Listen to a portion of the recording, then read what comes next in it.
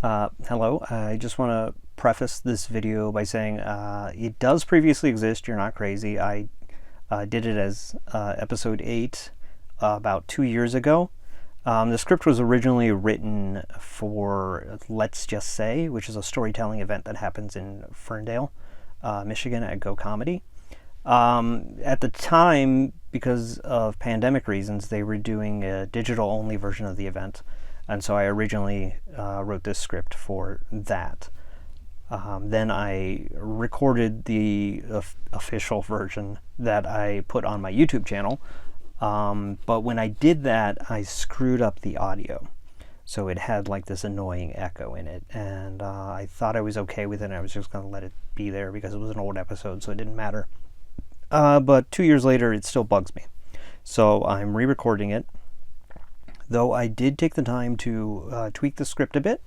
I've added in a paragraph and changed some of the wording so it's not specific to the theme from that Let's Just Say event.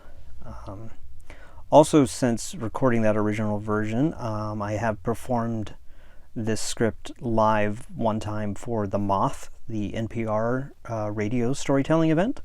Here in the Detroit area, they have a version of it. And yeah, I actually got up on stage in front of a bunch of people and recited this monologue without the script in front of me. So that was very stressful for me. If you've seen my episode about stage fright, then you know what I'm referring to there. But I did do it, and the audience seemed to be receptive, and they enjoyed it, and I got third place that night.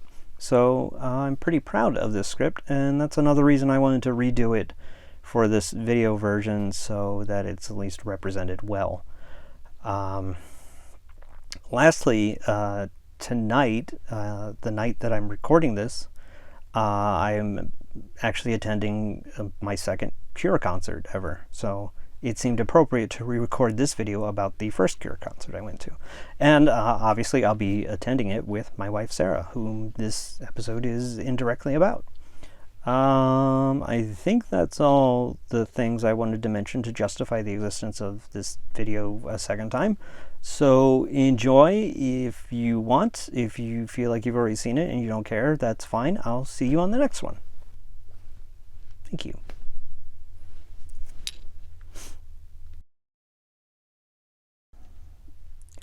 I have never been as sad as I was on November 10th, 2004. I mean, yes, I've been clinically diagnosed with major depression after some failed suicide attempts, but depression is different than sadness, and on November 10th, I was as sad as I could be. But let me go back a step to when I was happy and free and felt the most comfortable and like myself, as I did on August 4th, 2004. I was newly single, I was in my gothiest getup, and I was at the Cure Music Festival in Cleveland with my best friend. A Cure concert in the US, and in the Midwest in particular, is a very rare thing, and pretty much anyone in the area with a passing interest in the band was in attendance, including people that I knew and liked from different aspects of my social life. Which is why it really felt like an epic gathering that helped me almost understand why people enjoy concert festivals on this scale. There were a number of bands I was excited to hear besides the headliner, and bands I was hearing for the first time that have gone on to become favorites. The day got better, though. An attractive stranger and her 3 friends wanted to enjoy the concert with me and my friend Matthew. This was something that always happened to other friends of ours, but for us, it was an absolute first. And so that's what we did for the day. We hung out, watched amazing bands, sat in the grass, bought merch, complained about posers, and whatever else young adults at concerts in 2004 did. Like all days, it eventually got dark, and that's when The Cure finally took the stage. Matthew and I had pavilion seats, but we chose to hang back in the lawn with our new companions. If I may digress for a moment to mention how I came to discover the music of the masters of new wave dark pop, The Cure. A few years earlier, Matthew and I began down the rabbit hole of 1980s pop culture. At first, it was an ironic love of all things Dayglow, but eventually we succumbed to genuine enjoyment of media from the Reagan era. The thing that really put a cap on that transition was the Adam Sandler film, The Wedding Singer, which is relevant to this story because it was that film that I first heard a reference to the band The Cure. Adam Sandler apologizes for the content of a song he's about to sing by saying that it is the way it is because he'd been listening to The Cure a lot before launching into a slow love song that then erupts into angry screams. It's the bit that precedes the John Lovitz meme moment about losing his mind. I was someone who was on the hunt for new angry music to listen to, and I interpreted that scene to mean The Cure sounded like the angry half of the song rather than the opening portion. I don't know why that's the lesson I took from that scene, but it led to me finding a copy of Wild Mood Swings in a used CD bin and ultimately being disappointed by what the band actually sounded like. I didn't hate it, it just wasn't what I was looking for at the time. Later, I found the album Blood Flowers, thought it looked heavier and darker, and so gave them another shot.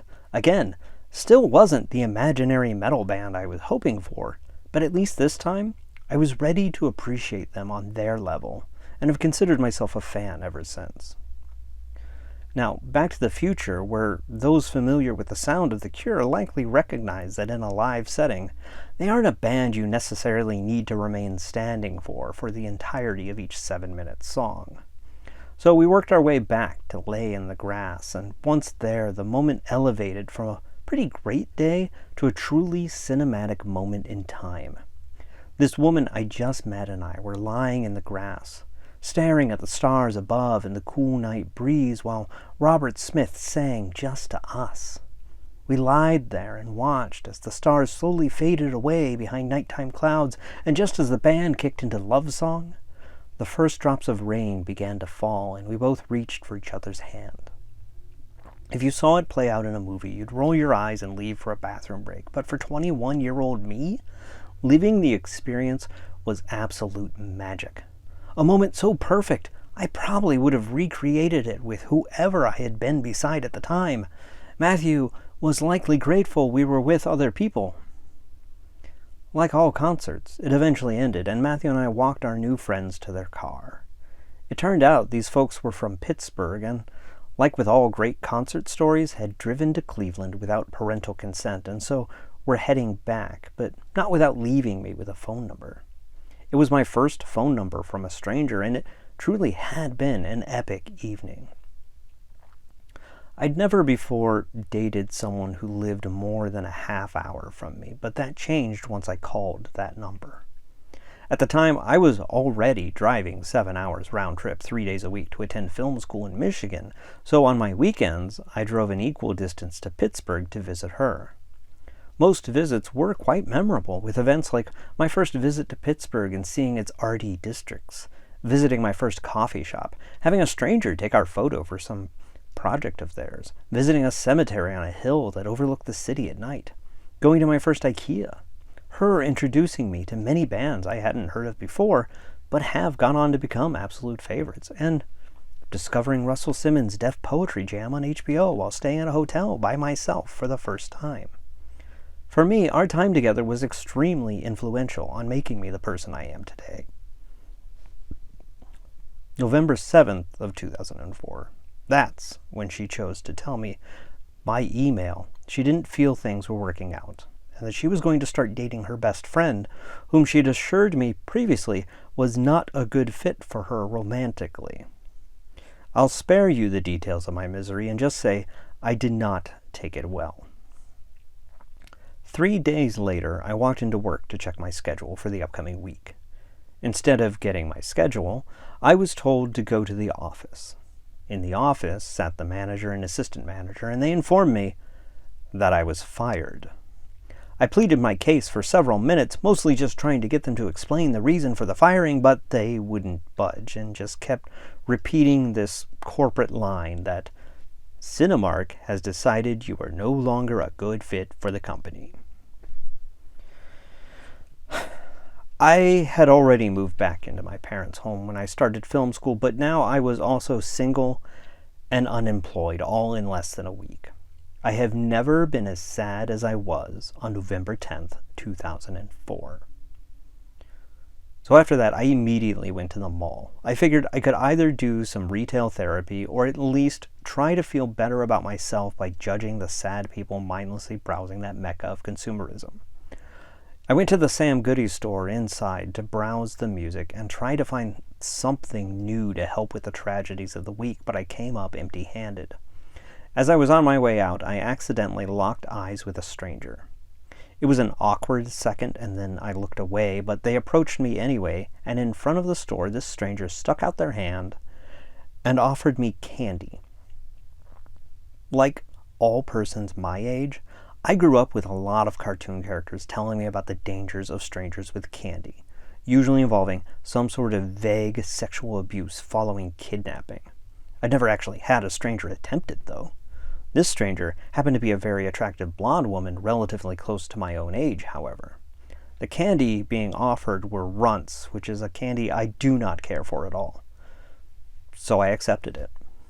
We chatted briefly, and she introduced me to her friends, and then before parting ways, she wrote her number on my forehead, and her friend wrote hers on my arm. I rushed over to my friend Matthew's house to update him on this bizarre week I'd had, but he wasn't home. So I returned to my parents' house and immediately called the friend who had barely spoken to me. She was also not home. And so I lastly called the attractive blonde who had offered me candy. Her name is Sarah, and we've been married for nearly 16 years, and I've never regretted a moment of it.